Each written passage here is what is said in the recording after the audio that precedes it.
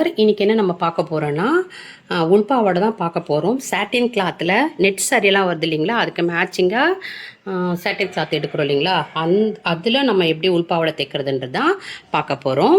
அளவு வந்து 42 இன்ச்சஸ் கட்டி உங்களுக்கு, உயரம் வந்து 36. நம்ம கரை பகுதியிலிருந்து 35 இன்ச்சு உயரத்துக்கு இங்கே மார்க் பண்ணிக்கிட்டு 2 இன்ச்சு ஸ்கேல் இருக்குது இல்லைங்களா, பேண்ட்டு ஸ்கேலு, அதை வச்சு நம்ம அப்படியே மார்க் பண்ணிக்கணும் வளைவாக.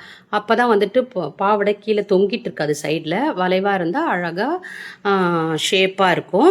அதுக்கப்புறமா வந்துட்டு 42 இன்ச்சஸ் கட்டு சொன்னோம் இல்லைங்களா, அதுக்கு 13 இன்ச்சுக்கு நம்ம மார்க் பண்ணிக்கணும். 13 இன்ச்சு மார்க் பண்ணிவிட்டு அங்கேருந்து 15 இன்ச்சுக்கு இங்கேருந்து அப்படியே கிராஸாக 15 இன்ச்சுக்கு ஒரு கோடு போட்டுக்கணும்.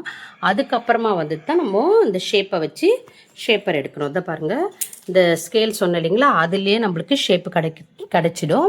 இப்படி வச்சுட்டு நம்ம வந்து ஷேப் பண்ணி மார்க் பண்ணிக்கணும். அவ்வளோதாங்க. இது ரொம்ப ரொம்ப ரொம்ப ஈஸி. ஃபோல்டிங் வந்து 2 ஃபோல்டிங் போட்டுக்கணும். நம்மளுக்கு 2 ஜாயிண்ட் இருந்தால் போதும். 2 ஃபோல்டிங் போட்டுட்டு இந்த மாதிரி மார்க் பண்ணிக்கணும். உயரம் 36, இங்கே 1 இன்ச்சு, மடித்து தைக்கிறதுக்கு 1 இன்ச்சு, அகலம் வந்துட்டு ஃபுல்லாக இதில் எவ்வளோ அகலம் இருக்கோ அந்த அகலம் வச்சுக்கலாம். இல்லாட்டா நம்ம கையில் இன்ஸ்கர்ட் இருந்தாலும் அந்த அளவு கூட நம்ம எடுத்துக்கலாம்.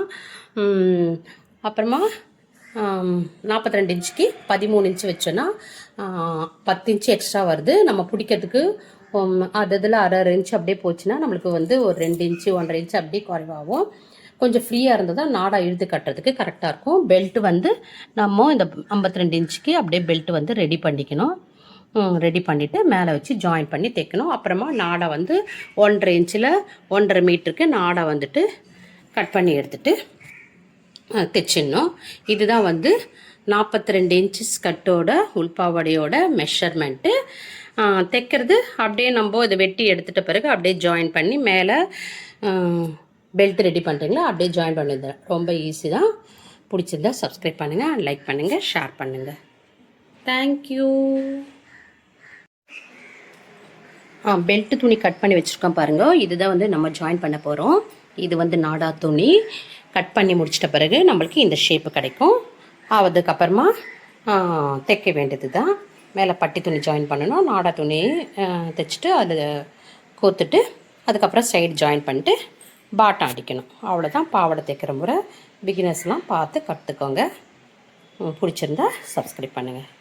தேங்க்யூ.